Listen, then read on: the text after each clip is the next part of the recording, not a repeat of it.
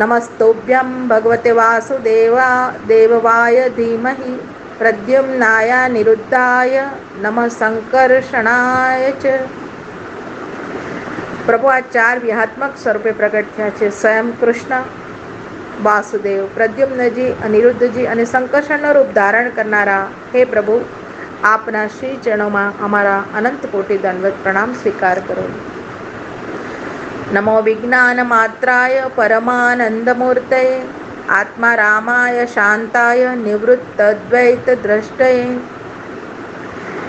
જે આત્મા જ્ઞાનના સ્વરૂપની માત્રાને પ્રાપ્ત કરેલા, જે આત્મામાં રમણ કરનારા, દ્વૈત વૃત્તિથી રહિત આવા શાંત સ્વરૂપ પરમાનંદ મૂર્તિ હે પ્રભુ, આપના યુગલ ચરણોમાં અમારા અનંત કોટી દંડવત પ્રણામ સ્વીકાર કરો.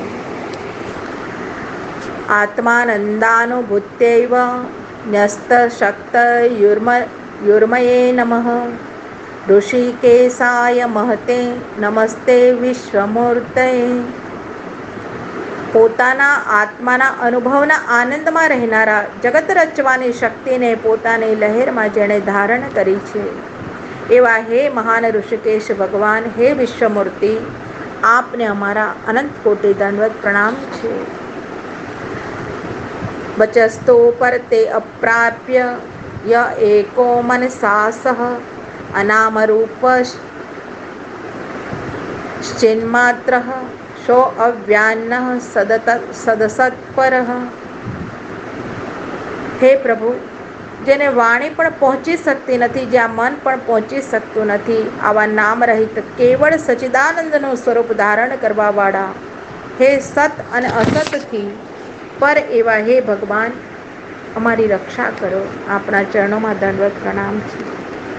યસ્મિન્નેદં યતચ્છેદં તિષ્ઠત્યત્વેતિ જાયતે મૃન્મયેષ્વીવ મૃજ્જાતિ સ્તરમૈતે બ્રહ્મણે નમઃ. જેના અંદર આ આખું જગત વસી રહ્યું છે, જેના દ્વારા આ વિશ્વ સ્થિતિ કરે છે, ઉત્પન્ન થાય છે અને નાશ પામે છે. જેમાં માટીના વાસણમાં માટી સમાયેલી છે, તેમાં બ્રહ્મ કારણ રૂપ છે. આ કાર્ય જગતમાં પ્રભુ સમાયેલા છે, આવા બ્રહ્મને મારા નમસ્કાર થાઓ.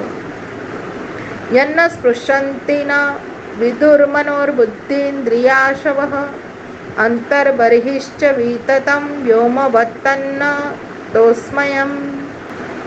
તોસ્મહં. જે બ્રહ્મને બુદ્ધિ, ઇન્દ્રિયો, પ્રાણ પણ સ્પર્શ કરતા નથી અને જાણતા પણ નથી, અને જે બ્રહ્મ આ જગતના અંદર અને બહાર વિસ્તૃત થયેલા છે, આવા આકાશના સમાન વ્યાપ્ત થયેલાને હે પ્રભુ, અમારા નમસ્કાર સ્વીકાર કરો. દેહેન્દ્રિય પ્રાણ મનોધિયોમી યદંશ વિદ્વા પ્રચરંતિ કર્મસુ નૈવાન્યદા લોહમીવા પ્રતપ્તમ શાનેષુ તદ દ્રષ્ટપદેશમેતિ. આ દેહ, ઇન્દ્રિય, પ્રાણ, મન, બુદ્ધિ આ પ્રભુના અંશથી પ્રેરાયેલા કર્મમાં પ્રવૃત્ત થાય છે. જેમ લોઢાનો ગોળો દેવતામાં ધગધગતો તપેલો હોય, પણ એ અગ્નિ આ લોઢાના ગોળામાંથી નીકળીને અગ્નિ જેમ ભગવત તેજમાં, બ્રહ્મતેજમાં મળી જાય, તેમ આ જીવ પણ ભગવાન સાથે લય પામે છે. પ્રભુના ચરણોમાં અનંત કોટી દંડવત પ્રણામ.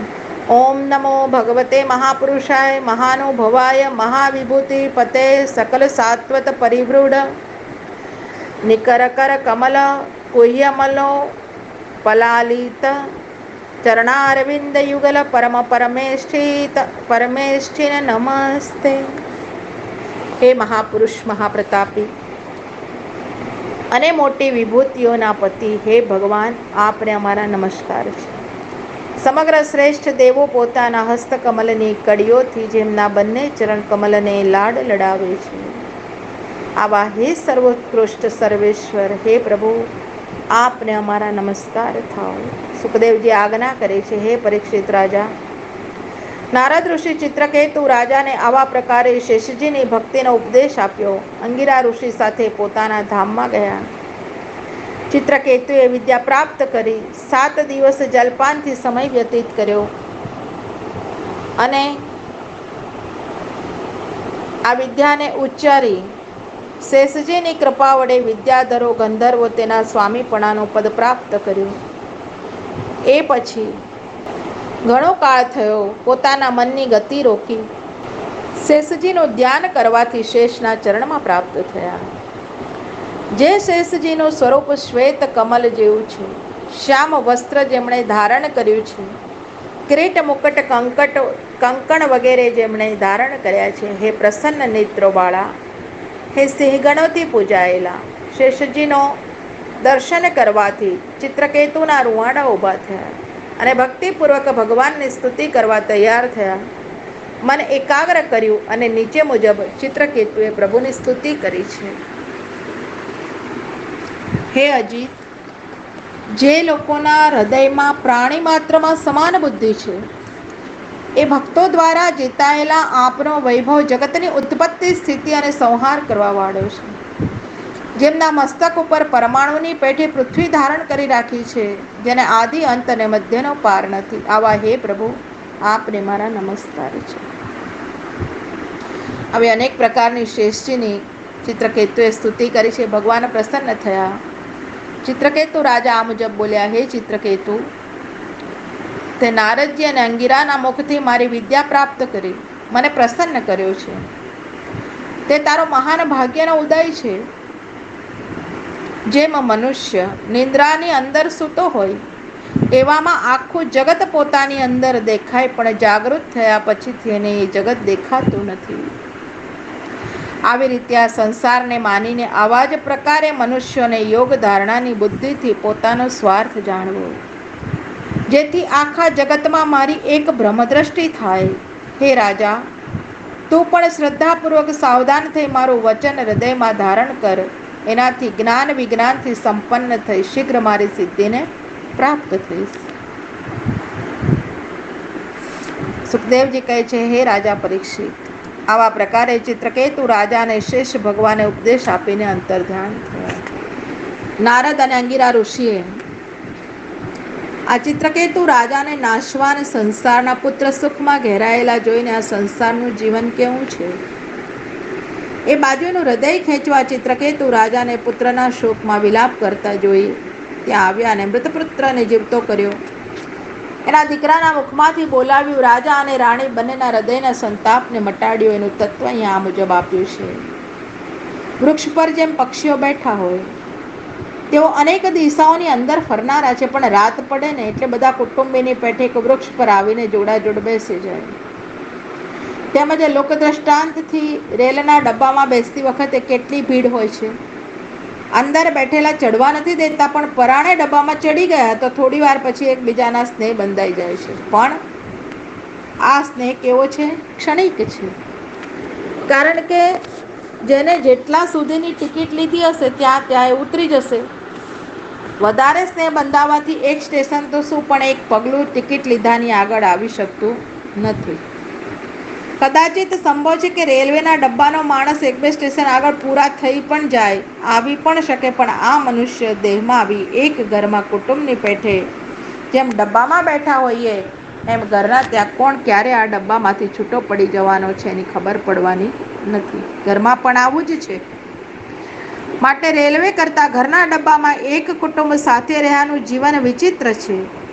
તેથી આવા રેલવેના ડબ્બા જેવા સંસારના ઘર કુટુંબના એક સાથે રહીને આ ક્ષણિક સ્નેહમાં બંધાઈને ખરો જે આપણે પેદા કરનાર જે ઈશ્વર છે, જે પ્રભુ છે, જેને આપણી પોતાની જોખમદારીએ જીવના જીવન અને મરણ પછી પોતાના માથે રાખ્યા છે, એ ઈશ્વરને આપણે વિસ્મૃત થઈ જેઓએ આપણી જોખમદારી માથે લીધી નથી, આવા સ્વાર્થપરાયણ કુટુંબ સાથે આ જીવને બંધનમાં બાંધી દેવો ત્યાં મનુષ્યનું કર્તવ્ય બહુ જ ભૂલ ભરેલું છે.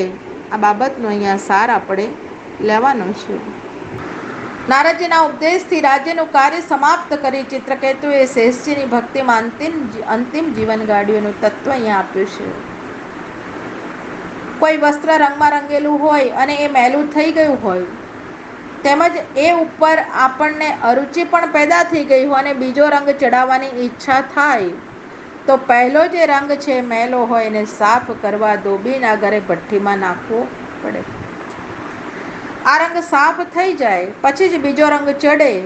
જૂનો રંગ મેલો છે તે ઉતરી જાય, સાથે નવો રંગ ચડાવવામાં આવે તો આ વસ્ત્ર જ ખરાબ થઈ જાય અને રંગ પણ નકામો થઈ જાય. માટે નારદજીએ ચિત્રકેતુ રાજાને એના છોકરાના મુખથી કેવડાવ્યું કે સંસારનું સુખ ક્ષણિક છે અને ખાતરી કરાવી સંસારનો રંગ ચિત્રકેતુનો ઉતર્યો ત્યારે શેષજીની ભક્તિનો એને અધિકાર મળ્યો છે. શેષ ભક્તિ ક્યારે મળે છે? સંસારમાં બધું કરી રહ્યા હોઈએ, સાંસારિક સુખથી કંટાળી ગયા હોઈએ, ત્યારે ખરું છેલ્લી વખત માટે બાકી રહેલું એ શેષ, એ સુખની ઈચ્છા થાય અને તે સુખ અનંત છે. લૌકિક સુખ અંતવાળું છે, પણ આ અનંતનું સુખ એવું છે કે હજારો વાર બ્રહ્માની સૃષ્ટિ બદલાઈ જાય પણ પ્રભુના સુખથી છૂટા પડવાનો ક્યારે અંત આવતો નથી. અનંત સુખની પ્રાપ્તિ થાય છે. પ્રભુ ચરણમાં આવ્યા પછી પ્રભુનો ચરણારવિંદની ભક્તિની પ્રાપ્તિ થાય છે. જય હો શ્રી વલ્લભ ગોવિંદ. મારા અંત સમયે અલબેલા મુજને મુક્ષોમાં, મારા મદન મોહનજી છેલ્લા અવસર ચૂકશોમાં. આવી ભગવદી લોકોની પણ આવી અંતિમ સમય શેષ સમયની વાણી છે. ચિત્રકેતુ રાજાને 1 કરોડ રાણીઓ હતી.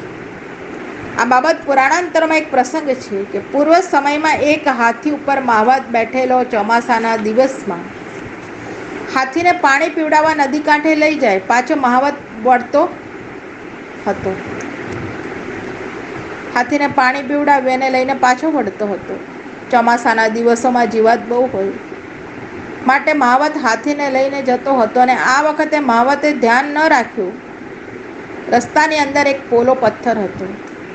એના નીચે કાન ખજૂરો જેવી ગજઈઓ 1 કરોડ બેઠેલી હતી.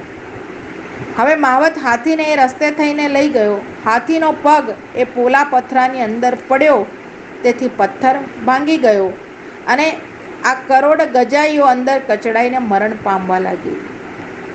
આ સમયે ગજાઈઓએ આ માહવત અને હાથીને કહ્યું, અલા દુષ્ટ માહવત, તે વગર અપરાધે આ હાથીને આ રસ્તે લાવીને અમારા પ્રાણ લીધા છે. એનો બદલો અમે આવતા જન્મમાં તમે બંને સાથે વાળીશું.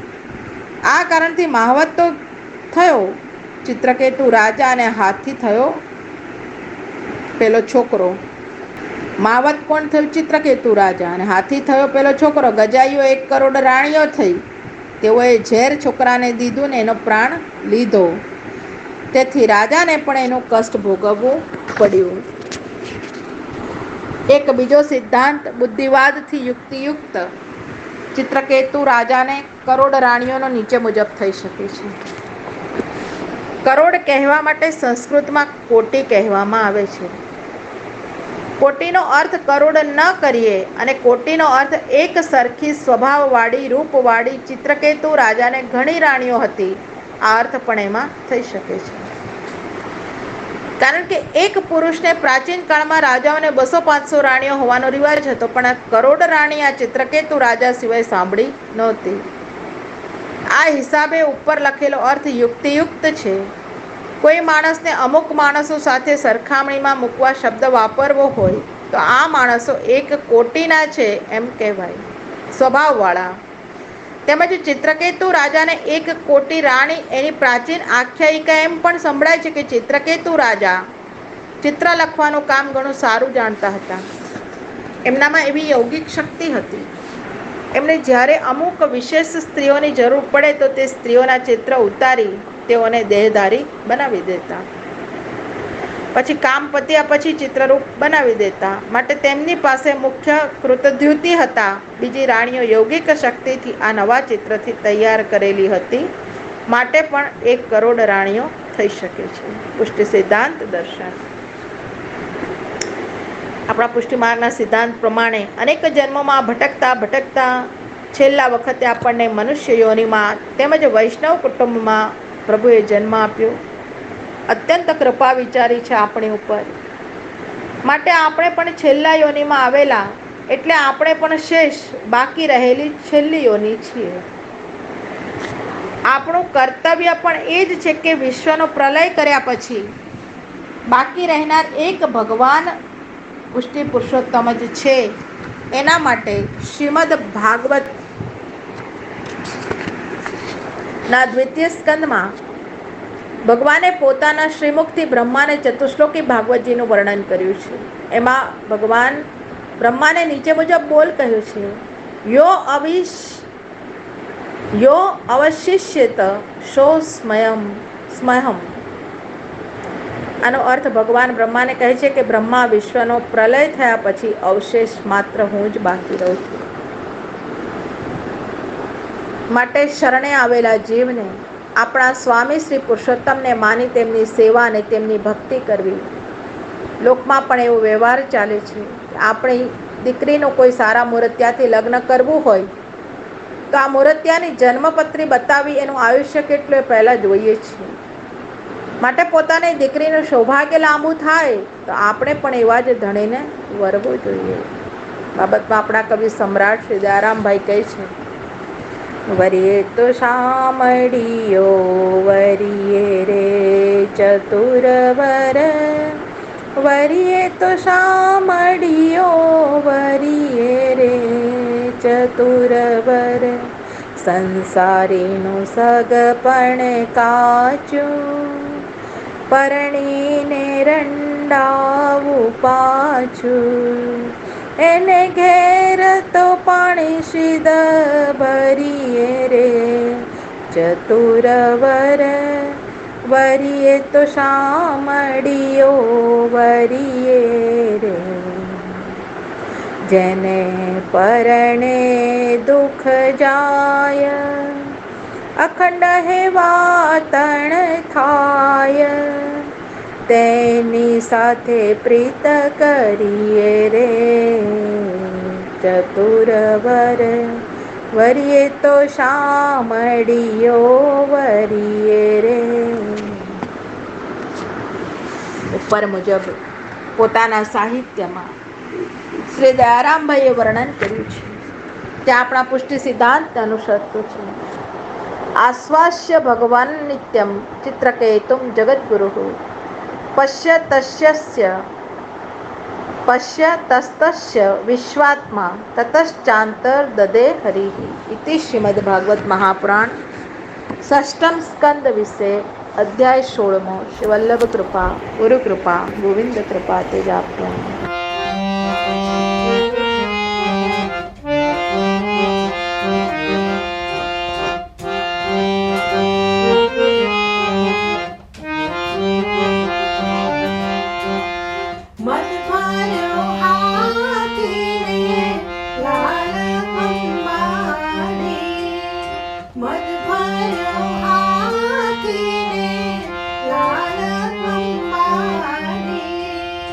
ફૂલના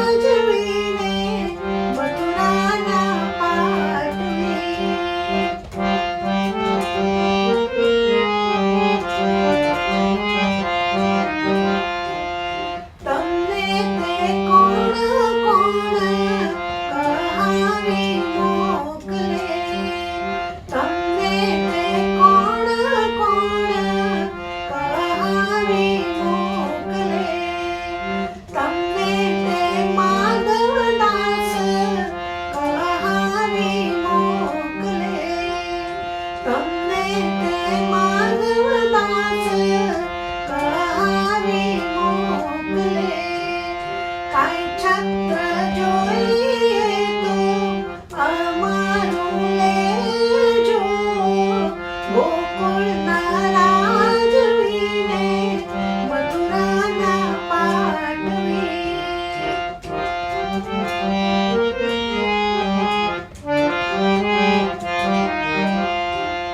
તમને